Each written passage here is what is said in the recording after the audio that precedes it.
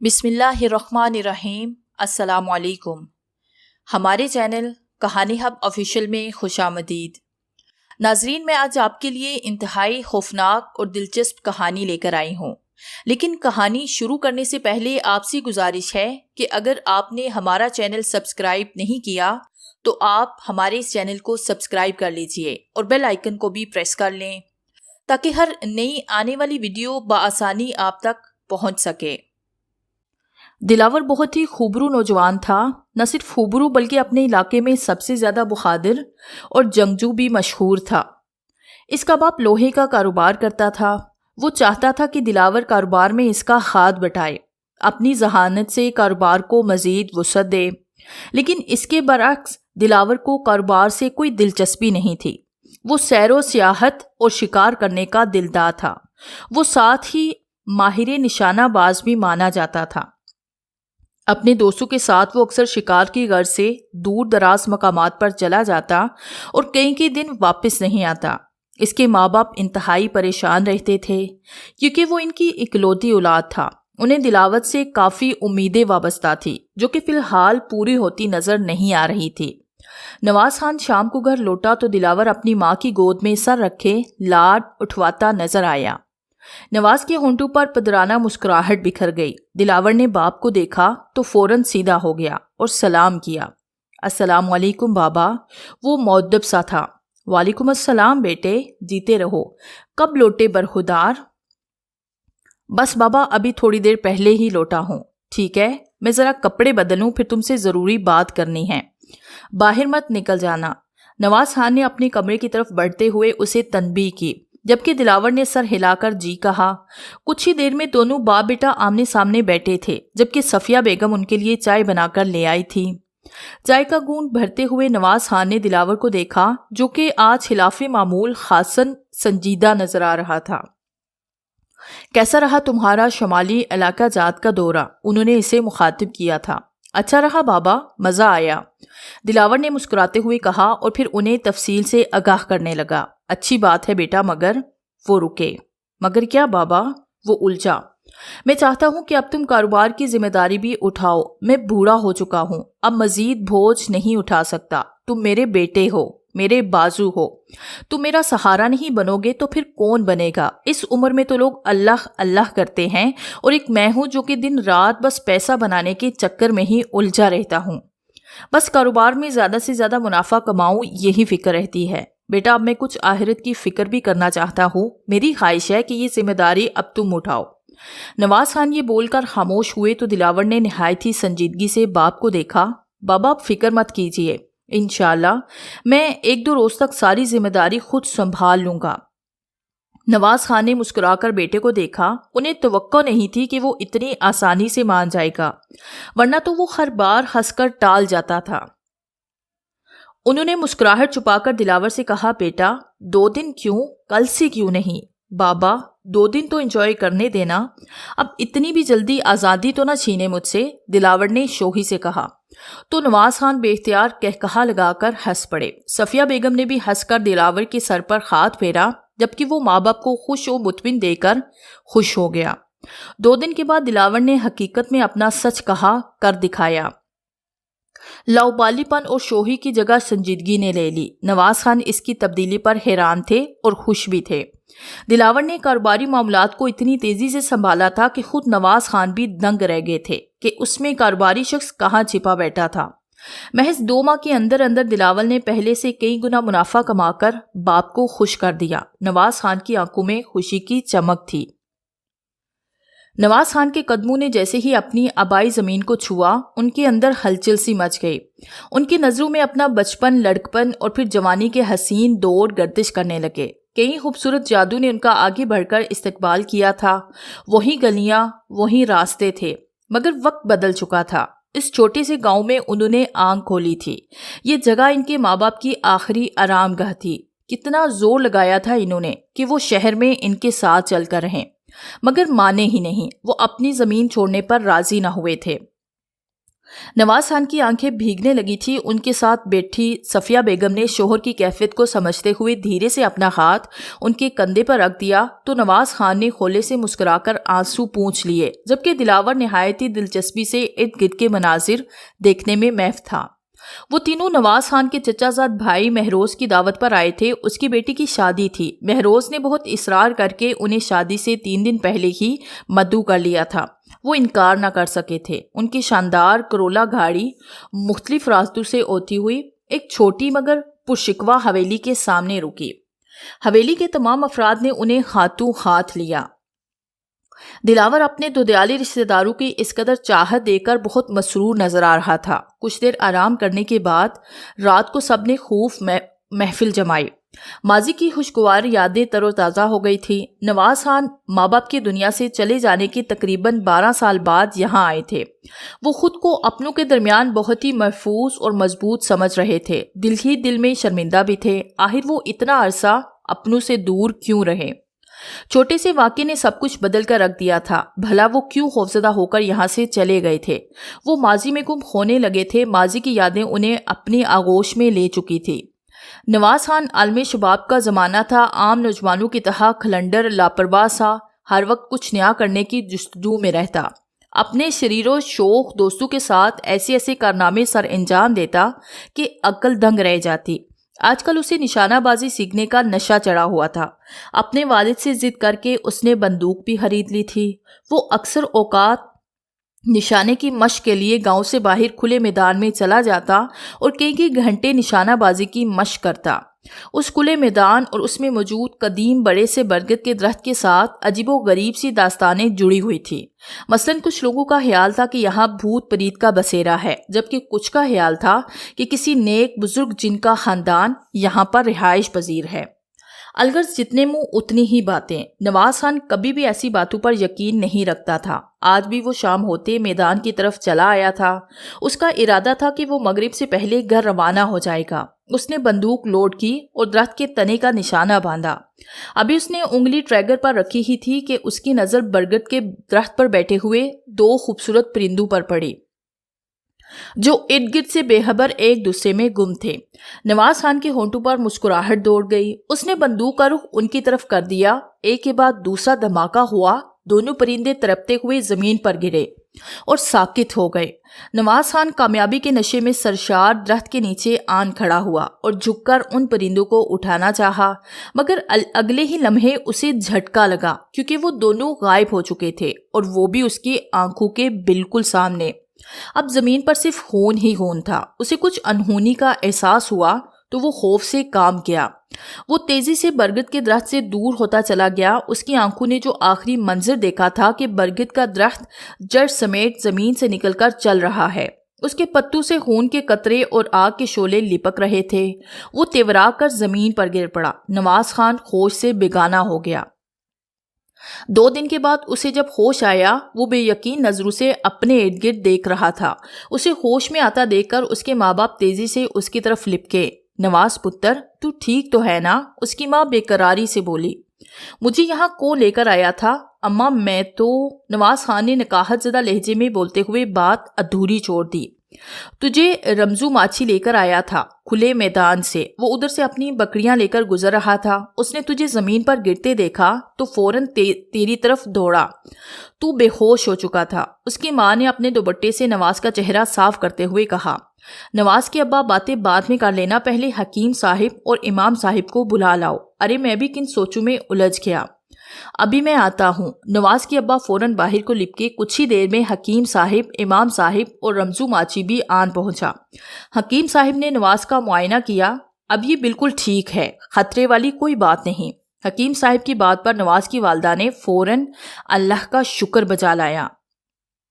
حکیم صاحب کے جانے کے بعد امام صاحب نواز کی طرف متوجہ ہوئے۔ ہاں نواز بیٹا، کھلے میدان میں تم نے ایسا کیا دیکھ لیا تھا؟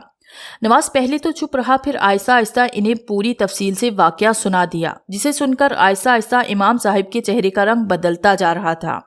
تو یہ بات ہے۔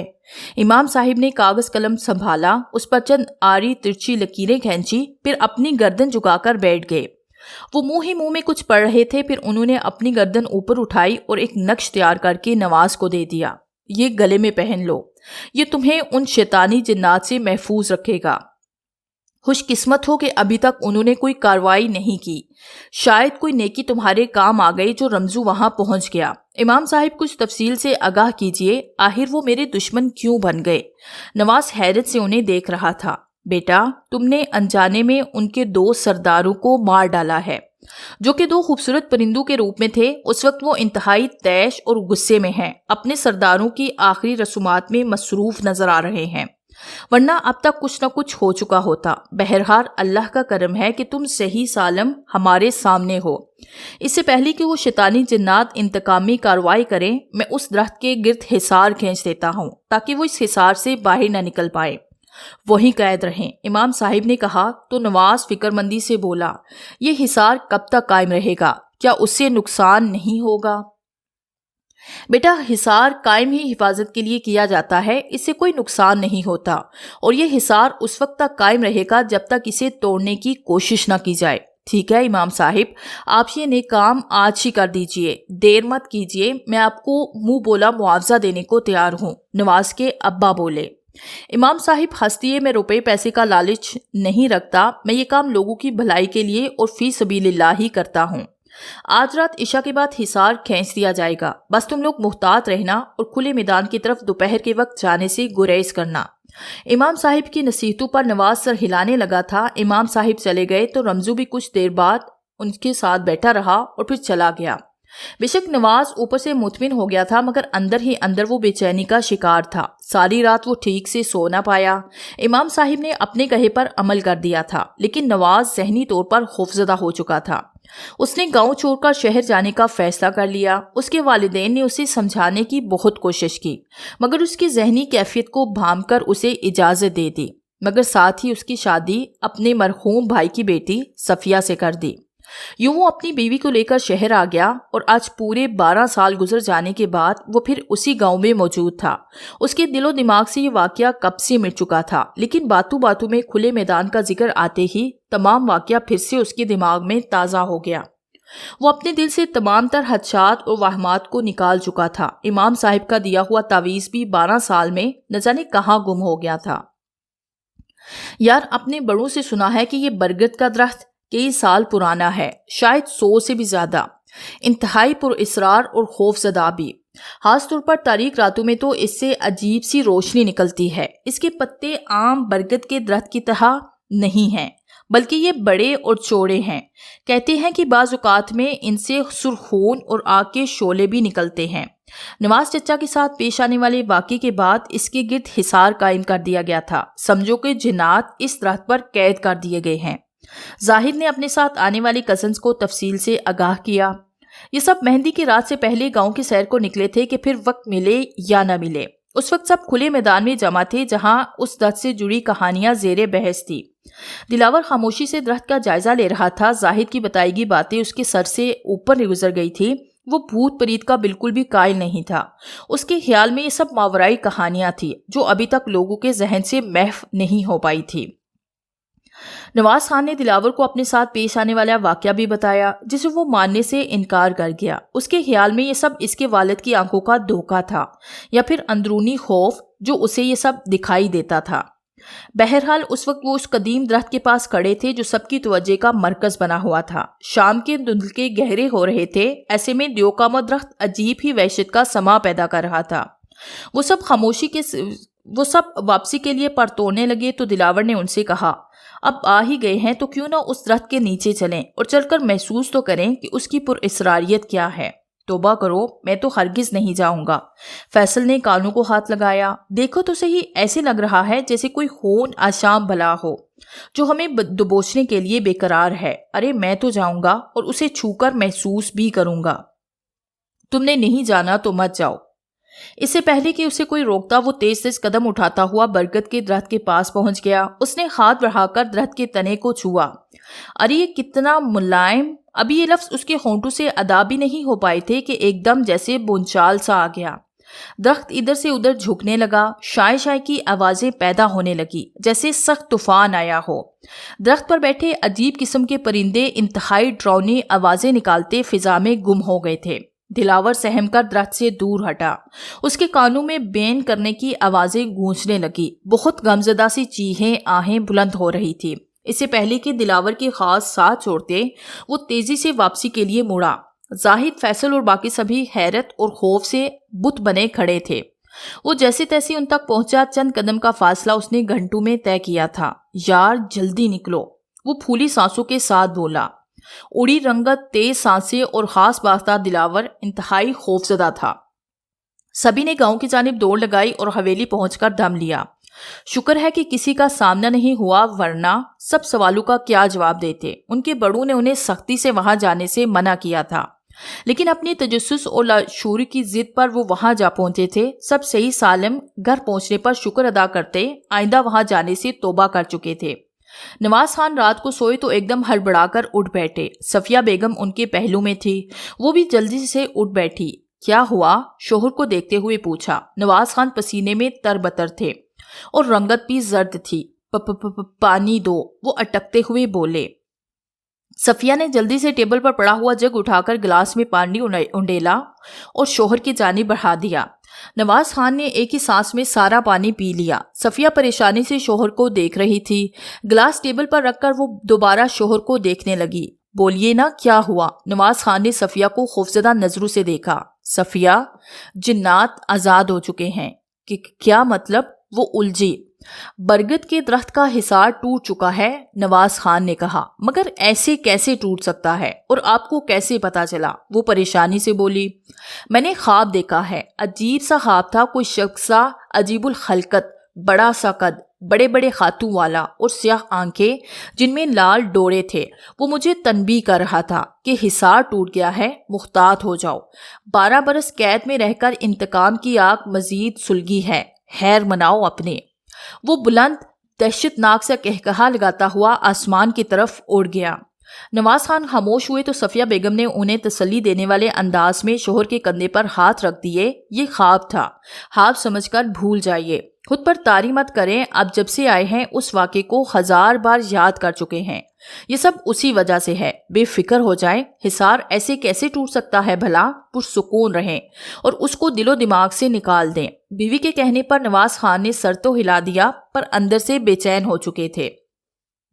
مہروز کی مہندی کی رات تھی، سب لڑکے اپنے اپنے ذمے لیے کاموں میں مصروف تھے، جبکہ دلاور فیصل پر برس رہا تھا۔ یار یہ کیا شادی والا گھر ہے، نہ ڈھولک، نہ گانا، نہ ڈانس، کوئی میوزک چلاؤ۔ یار دلاور، تم مجھ پر کیوں برس رہے ہو؟ جا کر لان میں تو دیکھو، سب انتظام ہو چکا ہے، باہر نکلو تو تمہیں پتہ چلے نا، فیصل نے برا سا منہ بناتے ہوئے کہا۔ تو دلاور مسکرا دیا۔ سوری یار، میں تو صبح سے کمرے میں تھا، مجھے علم نہیں۔ کوئی بات نہیں، تم سناؤ، طبیعت کیسی ہے اب؟ ٹھیک ہے، پہلے سے کافی بہتر محسوس کر رہا ہوں۔ چلو پھر جلدی سے فریش ہو کر لان میں آ جاؤ اور اپنی پسند کا میوزک چلاؤ۔ دلاور کی طبیعت کچھ ناساز ہو گئی تھی، جس کی وجہ سے شادی کے کاموں سے وہ بریوزما قرار دیا گیا تھا، جبکہ وہ خاصا شرمندہ سا تھا۔ سبھی کزنز کاموں میں لگے ہوئے تھے اور وہ خود بیمار بن کر آرام کر رہا تھا۔ نہا دھو کر کپڑے تبدیل کیے اور لان میں آ گیا، جہاں اچھی خاصی رونق لگی ہوئی تھی۔ بہت سے مہمان آ چکے تھے اور کچھ آنے والے تھے۔ دلہن کو تیار کرنے کے لیے گاؤں میں موجود ایک بیوٹی پارلر پر لے گئے تھے۔ ابھی مہندی کا پروگرام شروع ہونے میں خاصا وقت تھا۔ دلاور چلتا ہوا ایک سائڈ پر سیٹ کیے ہوئے ڈیک کی طرف بڑھ گیا۔ ایک ایک کر کے تمام کیسیں چیک کرنے لگا۔ اسے کچھ بھی پسند نہیں آ رہا تھا۔ اس نے ایک اور کیس چلائی تو وہ دھمال تھی۔ اس نے ناگواری سے اس کیس کو باہر نکالنے کے لیے ہاتھ بڑھایا تو اس کے بدن کو زبردست قسم کا جھٹکا لگا۔ وہ حیران سا ہو گیا۔ ابھی حیرت دور نہ ہوئی تھی کہ اس کے بدن نے خود بخود دھڑکنا شروع کر دیا۔ وہ خود پر قابو پانا چاہتا تھا، پر بے بس ہو کر رہ گیا، کیونکہ کوئی انجانی طاقت اس کے بدن پر تسلط جما چکی تھی۔ آس پاس والے حیرت سے اسے دیکھ رہے تھے۔ وہ عجیب انداز میں رقص کر رہا تھا، پیروں کی ایڑیوں کے بل وہ گھومتا جا رہا تھا۔ سب لان میں جمع ہو کر تماشا دیکھ رہے تھے۔ خود نواز خان اور اس کی فیملی والے حیرت زدہ تھے۔ جیسے جیسے دھمال کے سر تال پر بدم یا تیز ہوتے، اسی انداز میں دلاور کا بدن بھی حرکت کرتا۔ پھر سب نے ایک حیرت انگیز منظر دیکھا۔ دلاور نے بازیگروں کی طرح کرتب دکھانا شروع کر دیے، اپنے بدن کو توڑ مروڑ کر عجیب عجیب سی شکلیں بناتا، تو کبھی سر کے بل کھڑا ہو جاتا۔ ایسے معلوم ہوتا تھا جیسے اس کا جسم موم ہو۔ دلاور نے اچانک ایک جست لگائی اور حویلی کے اوپر سے گزرنے والے بجلی کے تار کو پکڑ کر لٹک گیا۔ نواز خان پاگلوں کی طرح چیخ چیخ کر اسے آوازیں دے رہا تھا، مگر دلاور اس وقت ہوش میں کہاں تھا۔ وہ بجلی کے تار پر چلنے لگا، پھر ہوا میں اڑ کر ادھر سے ادھر جانے لگا۔ مہروز خان سمجھ گیا کہ دلاور ضرور کسی ہوائی چیز کے زیر اثر ہے۔ اس نے فوراً زاہد کو مسجد کی طرف دوڑایا کہ امام صاحب کو بلا لاؤ۔ یہ امام صاحب اسی امام صاحب کے پوتے تھے جنہوں نے نواز خان کو نقش بنا کر دیا تھا۔ صفیہ بیگم دلہن کے ہمراہ گئی ہوئی تھی، ورنہ وہ اپنے جوان بیٹے کو اس حال میں دیکھ کر ضرور بے ہوش ہو جاتی۔ امام صاحب نے آ کر فوراً ڈیک بند کروایا اور حصار کھینچ کر بیٹھ گئے اور پڑھائی کرنے لگے۔ فضا میں پرواز کرتا دلاور زور زور سے چیخنے لگا، چھوڑو مجھے چھوڑ دو۔ وہ کسی اندیکھی قوت سے اپنے آپ کو بچاتے ہوئے کہہ رہا تھا۔ امام صاحب مسلسل پڑھائی کر رہے تھے۔ آخر کسی قوت نے دلاور کو امام صاحب کے پاس لپٹا۔ دلاور اس وقت سخت تیش میں امام صاحب کو گو رہا تھا۔ اس کی بڑی بڑی آنکھیں لہو رنگ ہو رہی تھی۔ امام صاحب نے اس کی آنکھوں میں آنکھیں ڈال دی۔ بولو کون ہو تم؟ جلالی انداز میں پوچھا گیا۔ تو نواز خان کو جھٹکا لگا، کیونکہ یہ آواز دلاور کی نہیں تھی، یہ آواز تو خواب میں وہ سن چکے تھے۔ حصار ٹوٹ چکا ہے 12 سال بعد۔ نواز خان دہشت زدہ سا ساکت رہ گیا، اس کا رنگ ہلدی کے طرح زرد ہو گیا۔ نواز خان ہمیں پہچانتا ہے، ہم بازیگر جنات ہیں جن کے سرداروں کو اس نے مار ڈالا تھا، مگر نواز خان نے جان بوجھ کر انہیں نہیں مارا تھا۔ امام صاحب نے کہا، ہاں لیکن ہم قسم کھا چکے تھے اور پھر تمہارے دادا نے ہمیں وہاں قید کر دیا تھا، ورنہ 12 سال سے بھی بہت پہلے ہم اپنی قسم پوری کر چکے ہوتے۔ ہم نہیں جائیں گے، دیکھو اس معصوم کو تو چھوڑ دو۔ ہرگز نہیں، یہ تو ذریعہ بنا ہے ہمیں آزاد کروانے کا، اسے تڑپا تڑپا کر ماریں گے، جب مر جائے گا تو پھر چھوڑ دیں گے۔ آخر ہمارے سردار بھی تڑپ تڑپ کر مرے تھے، پر تمہارا حصار ٹوٹا کیسے؟ نواز چیخا، تمہارا مجرم تو میں ہوں، مجھے سزا دو، میرے بیٹے کو چھوڑ دو۔ نواز خان کی آواز پر دلاور کے اندر موجود جن نے گھور کر اسے دیکھا اور ایک دھار ماری جیسے کوئی شیر ہو۔ تم چپ رہو، تمہیں بھی نہیں چھوڑیں گے۔ دیکھو اسے چھوڑ دو ورنہ تم لوگوں کو جلا کر خاک کر دوں گا۔ امام صاحب جلالی انداز میں گویا ہوئے، سارے خربے آزما لو، ہم نہیں جائیں گے، وہ ضدی لہجے میں بولا۔ تو امام صاحب کو غصہ آ گیا، انہوں نے وظیفہ پڑھنا شروع کر دیا۔ دلاور کے کپڑوں کو آگ لگ گئی، وہ زور زور سے چیخنے لگا، بچاؤ مجھے بچاؤ، وہ تکلیف سے کرا رہا تھا۔ امام وظیفہ بند کر ورنہ اسے جلا کر بسم کر دوں گا، غصے آواز میں کہا گیا۔ تو امام صاحب بے بس ہو کر رہ گئے۔ وہ سمجھ گئے تھے کہ وہ ظالم دلاور کے جسم پر نکل چکا ہے اور یہ آگ دلاور کو ہی نقصان پہنچائے گی۔ انہوں نے وظیفہ بند کر دیا۔ دلاور کے بدن کو زور سے جھٹکا لگا اور کلا بازیاں کھانے لگا۔ یوں ہی کلا بازیاں کھاتا ہوا نواز خان کو لیتا ہوا زمین پر گر پڑا۔ نواز خان نے ادھر ادھر اپنے بچاؤ کے لیے خاطو چلانے شروع کر دیے، مگر گرفت مضبوط تھی۔ نواز خان کی گردن پر دباؤ بڑھتا گیا، سب لوگوں نے سہم کر آنکھیں بند کر لی۔ مہروز نے آگے بڑھ کر نواز کی مدد کرنا چاہی، لیکن امام صاحب نے روک دیا، نہیں، اپنی جان سے جاؤ گے، یہ بہت خطرناک ہے، پورا قبیلہ یہاں پر ہے، وہ تمہیں مار دیں گے۔ مہروز خان بے بسی سے رو پڑا۔ سارے لوگ غم و صدمے سے نڈال تھے۔ نواز خان کا مردہ وجود لان میں پڑا تھا۔ دلاور کو پھر جھٹکے لگنے لگے، شروع ہو گئے تھے اس کے ناک اور منہ سے خون نکلنا، پھر آہستہ آہستہ اس کی آنکھوں سے بھی خون جاری ہو گیا۔ وہ تکلیف سے ادھر ادھر چکرا رہا تھا، لیکن اسے کچھ دکھائی نہیں دے رہا تھا۔ دلاور کے سینے میں درد اٹھا اور وہ نیچے گر کر ٹھنڈا ہو گیا۔ قرب و جوار میں سناٹا چھا گیا، پھر شور اٹھا، 12 سال بعد۔ امام صاحب نے سر جھکا دیا، ان کی آنکھوں میں آنسو تھے۔ انہوں نے اشارے سے مہروز کو بلایا۔ غم اور صدمے سے چور مہروز خان ان کے سامنے پھٹ پڑا۔ آخر یہ حصار کیسے ٹوٹا؟ امام صاحب وہ بھی 12 سال بعد۔ آپ کے دادا محروم نے تو کہا تھا یہ نہیں ٹوٹے گا۔ ہاں مہروز خان کہا تھا، پر اس حصار کی خاص بات یہ تھی کہ اگر اماوس کی تاریخ رات میں پیدا ہونے والا شخص اس درخت کو چھوتا تو یہ خود بخود ختم ہو جاتا۔ 12 سال اس لیے حیرت سے گزر گئے کہ اس رات کو پیدا ہونے والا کوئی بھی شخص اسے نہیں چھو سکا، پر گزشتہ شام دلاور نے اس درخت کو چھوا تھا۔ چونکہ وہ اماوس کی رات پیدا ہوا تھا، اس لیے اس کے چھوتے ہی حصار ٹوٹ گیا۔ پر امام صاحب، دلاور وہاں کیسے پہنچا؟ مہروز حیران تھا۔ یہ تو تم اپنے بچوں سے پوچھو، انہوں نے فیصل اور زاہد پر نگاہ ڈالتے ہوئے پوچھا۔ مہروز خان نے فیصل کو دیکھا تو اس نے سر جھکا لیا اور آہستہ آہستہ سارا قصہ کہہ سنایا۔ ہر شخص غم کی تصویر بنا کھڑا تھا۔ صفیہ بیگم پر تو قیامت ٹوٹ پڑی، وہ ذہنی طور پر نیم پاگل سی ہو گئی۔ نواز خان اور دلاور خان کا جنازہ ایک ساتھ اٹھا تو بچے بوڑھے سبھی کی آنکھیں اشک بار ہو گئی۔ نواز خان اور دلاور کی موت کے 2 سال بعد صفیہ بیگم بھی انتقال کر گئی۔ امام صاحب نے مشورہ دیا کہ برگد کے درخت کا قلعہ کما کر دیا جائے، پر ہمت کون نہ تھا۔ برگد کا درخت کھلے میدان میں اپنی وحشت کے ساتھ قائم رہا۔ آہر چند برس مزید گزر گئے تو کھلے میدان میں آباد کاری کی نوبت آ گئی۔ سب سے بڑا مسئلہ برگد کے درخت کا تھا۔ مہروز خان کے بڑے بیٹے زاہد نے ہر طرف اپنے ہرکارے دوڑا دیے تاکہ وہ کسی عالم باعمل کا بندوبست کریں۔ آخرکار ایک عامل باعمل سید جمال شاہ مل ہی گئے۔ انہوں نے حصار کھینچ کر پڑھائی کی مگر انہیں کچھ محسوس نہ ہوا تو انہوں نے کہا کہ جنات جا چکے ہیں، کوئی خطرہ نہیں۔ سو وہ برگد کا درخت نظر آتش کر دیا گیا۔ کھلے میدان میں انسانی بستی بن گئی، پر نواز خان اور دلاور کی قبریں آج بھی نشانی بنی ہوئی ہیں۔